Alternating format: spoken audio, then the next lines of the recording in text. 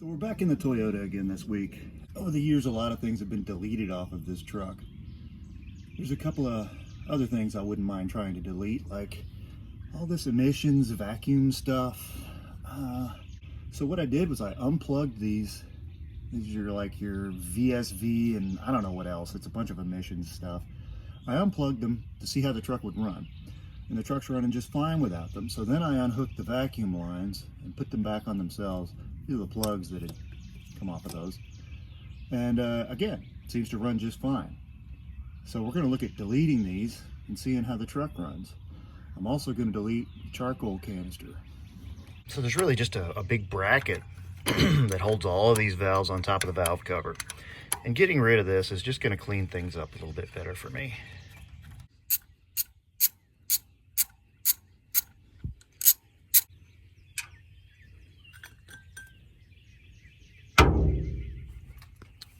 It's already looking better, isn't it? So what you've got are three kind of vacuum reed switches, and like I mentioned earlier, I don't really even understand what all these do. It has to do with some 90s concept of emissions control, which was frankly better than the 80s concepts of emissions control, but you know, not much. The other piece I'm going to be deleting is this charcoal canister, which, you know, gives me an excuse to break out the 10mm wobble socket. Just about one of the handiest tools you could ever buy. When I'm deleting stuff under this hood, what I like to do is take nuts and bolts that I'm no longer going to need and find places where I can kind of store them under my hood. So here's the two 10mm bolts that I just took out of the charcoal canister. I'll run those down and they'll be in here in case I find myself in need of one of those at some point.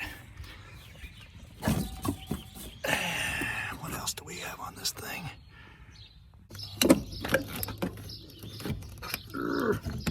Come on, you stupid cricket. There. See, it's easy. Two lines on top to the tank, to the purge, and then it's got this one going out the bottom. That cleans things up quite a bit, doesn't it? Now let's get rid of the bracket.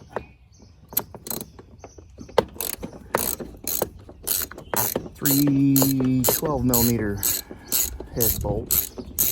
This line that goes back to the fuel tank, I'm gonna want to cap.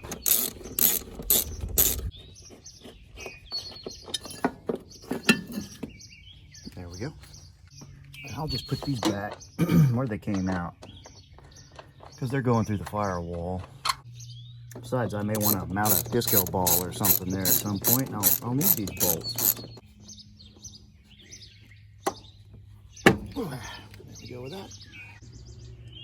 So the only thing left to do is start the truck and see if it explodes. I'm told that if I add a lot of drama to my YouTube videos, you'll watch longer.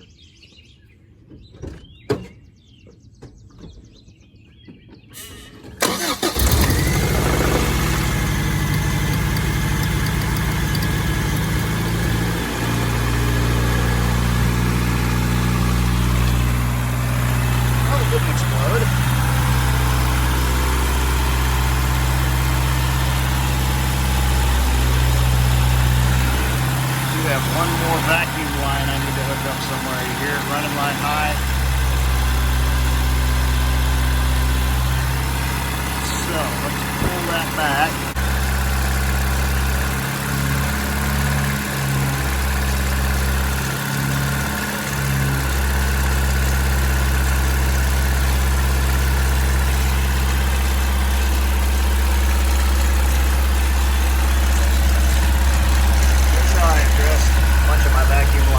Whipping them back.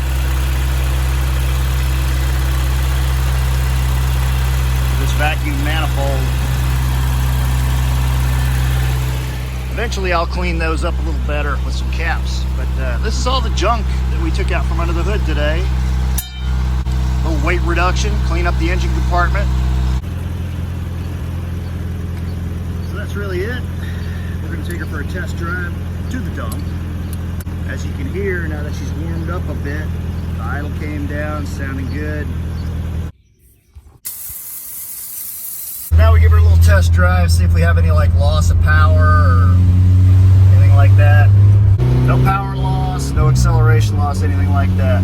The steering's a lot better. If you remember last week's video, I changed some steering components, which has really tightened things up. It could be better, but we'll get to that eventually. This truck has never been about preventative maintenance. It's always been about fixing what's broke. And occasionally, like today, removing things that just aren't necessary for this particular truck. Now, if you're worried about the fact that I've removed emissions control parts from this and I may be killing the planet, that sort of thing, consider this. This vehicle has 3 times been totaled. 3 times I've put it back together and put it back on the road. That's 3 times a new vehicle was not bought to replace this. It's 3 times another vehicle was not sent to the junkyard. All this plastic and stuff that ends up in this vehicle would not be recycled. Even the steel, which would be recycled,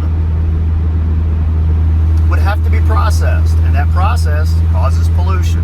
It costs money, energy, and resources to recycle glass and steel and things like that. So what I'm trying to get at here is, if you really want to save the planet and you're really worried about what resource hogs we humans tend to be, save an old vehicle.